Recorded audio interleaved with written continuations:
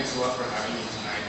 I'm just going to say a little bit about pictures and the photographic process. And my own background, I have a father who's an architect, or I have a father who's an architect. And for many years I just didn't want to have anything to do with architecture, and I avoided it.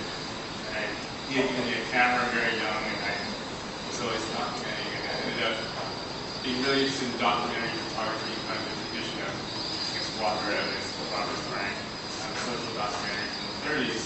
And actually thinking today, I think there's a way in which, I don't know if it's the economic time that we're in today, that prompted this, because my practice was actually pretty busy up until about 2008, and kind of started slowing down, and I had come from really focused on a series of documentary projects.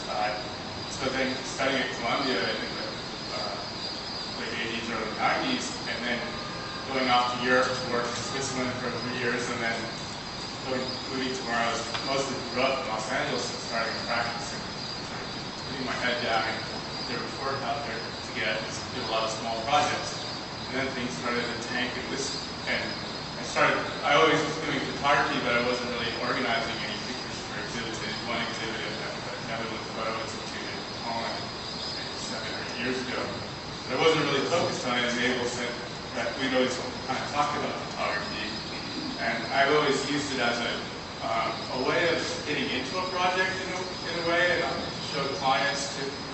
I've always thought that when you go to do a project, you need to understand. I mean, of course, we all work in different ways, but I'm a person that always wants to understand kind of where I'm at, where the building is, a series of sort of social relationships around the building. And so I've often used photography to kind of explore things. And, so this kind of came up, and I really didn't know anything about air business in any aspect, actually. So I think it was, as much as anything, my curiosity that helped me there. And then you go over there and you do preliminary research. We had looked up, most of these buildings were, I mean, there's a series of different kinds of buildings in this show, but the ones that are part of what they refer to as tropical modernism, in the 40s to the early 70s, late 40s, were published in mostly British journals. And so we were able to have a research assistant look them up, and we went to Ghana, basically with a handful of Xeroxes, tried to find a map. Wasn't really great maps. There was no map showing where the buildings really were. So we started talking to friends and basically had to find this stuff. So we came back with a stack of pictures, and that's kind of what happens, and these are kind of these sort of deliberate snapshots of the phone. Come back with the pictures, and we have 3,000 pictures, and okay, what you can do with them. And in a certain way, I think the process is then actually shifts from looking at the buildings to looking at the pictures. And you start to look at your own pictures and maybe learn what's in those pictures.